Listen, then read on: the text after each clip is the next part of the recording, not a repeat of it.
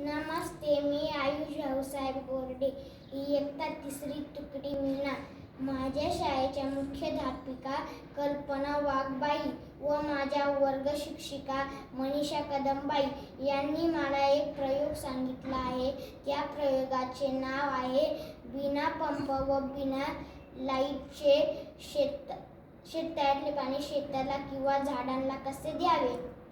तर या प्रयोगासाठी मी एक शेततळ बनवला आहे व त्याच्यात पाणी टाकले आहे व हे आहे माझे झाडे.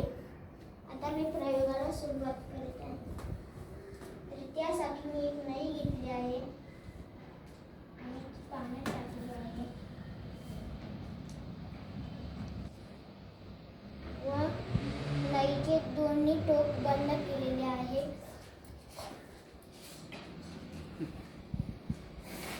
तिथे सोडू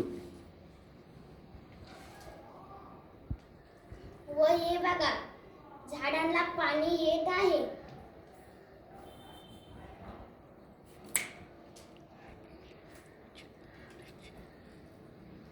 अशाच प्रकारे शेतकरी आपल्या शेताला पाणी देऊ शकतो. धन्यवाद.